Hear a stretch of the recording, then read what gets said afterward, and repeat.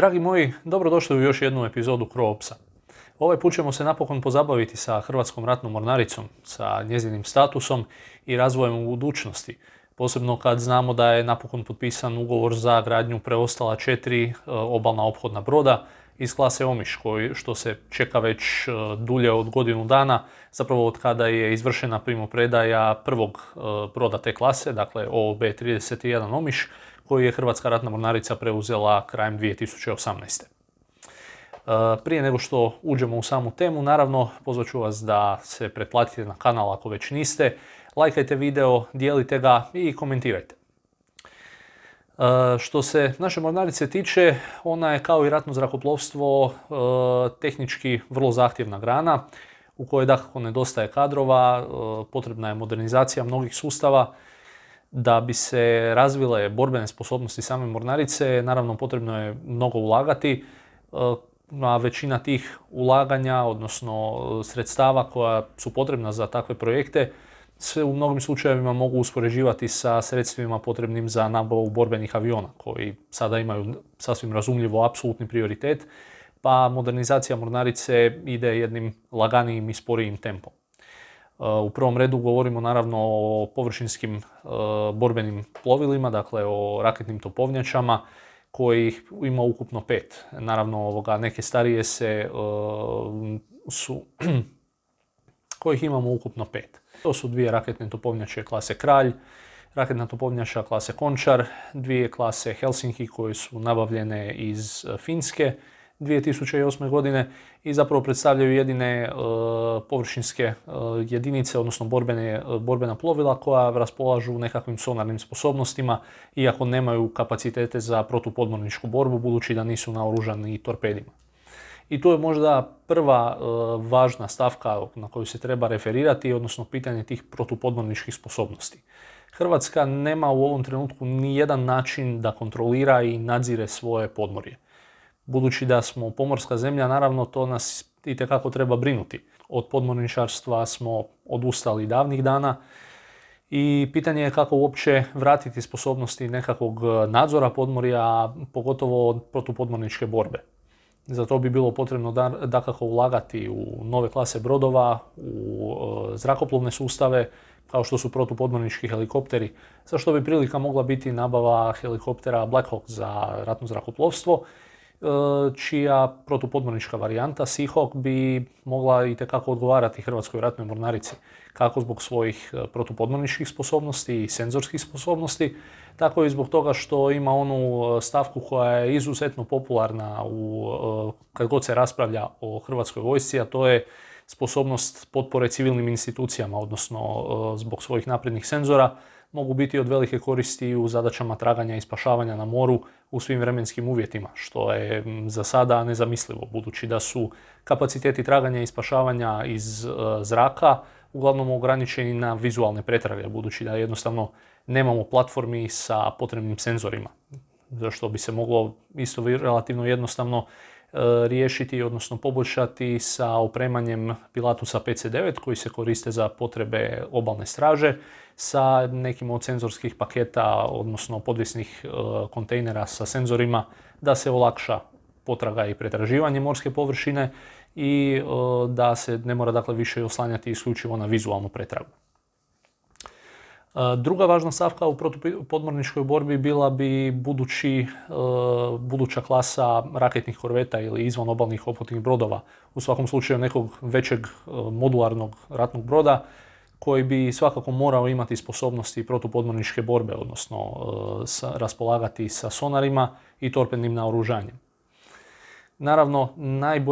najbolje sredstvo za protupodmorničku borbu je druga podmornica, a budući da smo mi, kao što sam već rekao, davno odustali od podmorničkih sposobnosti, pitanje je koliko bi nam trebalo da se tako nešto uspostavi, budući da je riječ o tehnički izuzetno zahtjevnom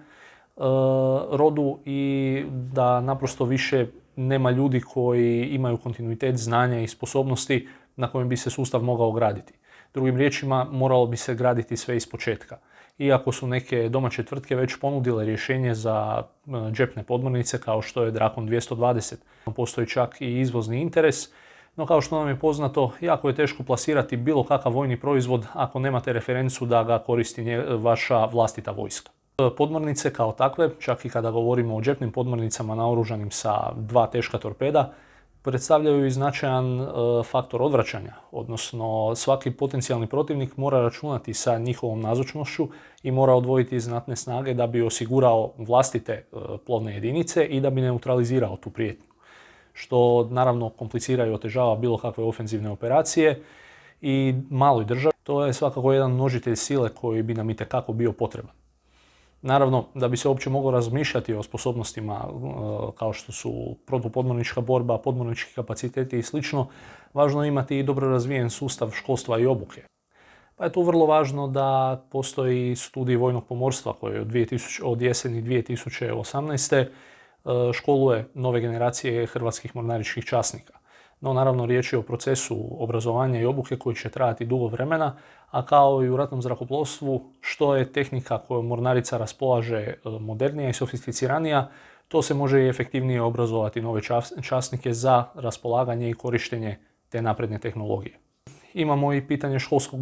broda Jadran kojeg i dalje koristi Crna Gora i unatoč svim naporima još nije jasno hoće li i kada uspjeti biti vraćen Hrvatskoj, no svakako je nešto o čemu treba misliti kad se razmišlja o mogućnostima izvoza određenih proizvoda hrvatskih brodogradilišta Crnoj Gori, primjerice upravo spomenutih obalnih oklopnih brodova klase Omiš, za koje je crnogorska mornarica zainteresirana. Posebna stavka na koju se želim referirati je i pitanje obalne straže, koja djeluje unutar ratne mornarice, koja je dio ratne mornarice, što je daleko od nekog najsretnijeg rješenja. Prvo tu je pitanje ovlasti samih pripadnika obalne straže, budući da su i dalje pripadnici oružanih snaga, postupanje prema civilima je vrlo ograničeno, što komplicira bilo kakva postupanja prema civilnim prekršiteljima i ograničava slobodu djelovanja obalne straže. Čak i kad ona bude opremljena sa novim OOB-ovima, kojih bi u krajnjoj liniji trebalo biti svakako više nego 5, da bi se mogao pokriti ne samo teritorijalno more, nego i ekološki i ribolovni pojas u kojem trpimo znatne štete od talijanskog izlova, a talijanski brodovi, odnosno ribarice, vrlo često i upadaju u hrvatsko teritorijalno more.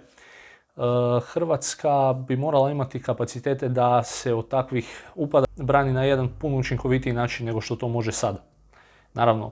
tu imamo i druge potencijalne ugroze kao što su krijumčarenje raznih materijala ili ljudi,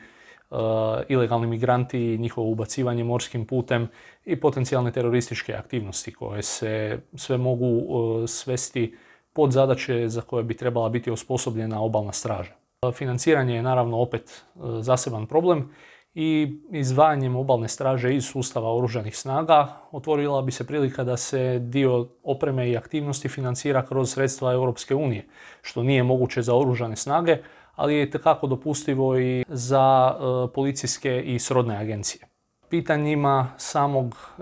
izvan obalnog oklopnog broda se neću previše sad baviti, no treba imati na umu dakle, da kada će se i ako će se takvi brodovi graditi ili nabavljati, da osim protupodmorničkih sposobnosti i održavanja protupovršinskih sposobnosti, dakle protubrodskih raketnih sustava, svakako bi morali biti opremljeni i PZO sustavima srednjeg dometa kako bi se mogao pružati određeni kišobran protuzračne obrane i kada su u pitanju pomorske operacije. Kojim će raketnim sustavom biti ti brodovi naoružani je također tek pitanje budućnosti. Iako postoji plan i namjera da se postojeći RBS-15 Mark 1 koji su sada već razmjerno dotrajali projektili zamijene sa nekim novim budućim protubrodskim raketnim sustavom. S obzirom da smo međunarodne misije u Sredozemlju poslali raketne topovnjače koje su za to prilagođene jer nisu najbolje platforme za dulje boravke na otvorenom moru, izvan obalni ophodni brod bi, odnosno raketna korveta bi za takve vrste zadaća bila daleko pogodnija od korištenja raketnih topovnjača. Još jedna važna stvar koju sam htio spomenuti je i pitanje mornaričkog desantnog pješaštva. Njegovo ustrojavanje, za sada u jačini satnije i smještaj u Pločama, je od velikog strateškog značaja za obranu hrvatskog juga, za stvaranje dodatnog faktora stabilnosti za cijelo to područje, s obzirom na tenzije koje se događaju u širem hrvatskom susjedstvu, pogotovo u tom južnom i jugoistočnom predjelu, i treba naglasiti da ima potencijal da se ta postrojba u budućnosti razvije i do razine bojne. Riječ je o elitnoj postrojbi koja je namijenjena za cijeli spektar borbenih zadaća. Zamjerku koju svakako treba istaknuti je to da kao borbenu odoru koriste mornaričku radnu odoru, odnosno kropat digitalnu šemu u plavoj boji koja itekako iskače i svakako bi se moralo što prije odlučiti neka druga kamuflaža, odnosno šara koja će zapravo efektivno skrivati marince prilikom djelovanja, odnosno prilikom operacija na kopnu. Na kraju bih htio naglasiti i pitanje nadzora hrvatskog mora, odnosno radarskog nadzora, jer sa radarskim sustavom Enhanced Peregrine postoji cijeli niz problema od kada je on uveden u upotrebu. Tako da je njegova iskoristivost i operativnost razmjerno upitna i svakako bi se moralo zamijeniti taj radarski sustav u budućnosti sa nekim kompletnijim i potentnijim i modernijim sustavom, dakako. Jer sposobnost nadzora morske površine u realnom vremenu, kontroliranja uvjeta, odnosno kontroliranja onih koji se približavaju Hrvatskom moru ili koji u njemu plove, te minimaliziranje nekakvih radarskih sjena su vrlo važne za brzu reakciju, za brzo dojavljivanje i navođenje plovnih jedinica na potencijalne točke ugroze. Hrvatska ratna mornarica ukratko ima jednu za sada još uvijek solidnu bazu za razvoj i modernizaciju, no bilo bi nužno početi za nju odvajati više sredstava, nabavljati novu i potentniju tehniku i razvijati sposobnosti koje nam kritično nedostaju, kao što su protupodmornička borba i kao što su protuzračna obrana sa brodova. Prema tome posla itekako ima, a kao pomorska zemlja Hrvatskoj je itekako u interesu da gradi i jača svoju mornaricu. To je mornarica koja mora biti mnogo potentnija i koja mora koristiti maksimalno prednosti koje pruža hrvatski teritorij i brojni hrvatski otoci. Primjerice, mobilni obalni lanceri, kojih ima samo 3, bi u budućnosti sa nabavom novog protubrodskog raketnog sustava svakako trebalo povećati njihov broj kako bi se stvorili uvjeti da se fleksibilnije koriste i da predstavljaju veće sredstvo odvraćanja, a da ne govorimo o njihovom potencijalnom korištenju u ulozi kopno-kopno za udare na strateške ciljeve. Evo, to je ovih nekoliko stvari koje sam želio istaknuti kada je u pitanju Hrvatska ratna mornarica i njezin status i razvoj. U komentarima mi svakako recite što vi mislite i kako bi vi željeli da se Hrvatska ratna mornarica razvija. Pretplatite se na kanal i mi ćemo se ubrzo vidjeti opet u sljedećoj epizodi CROOPS-a.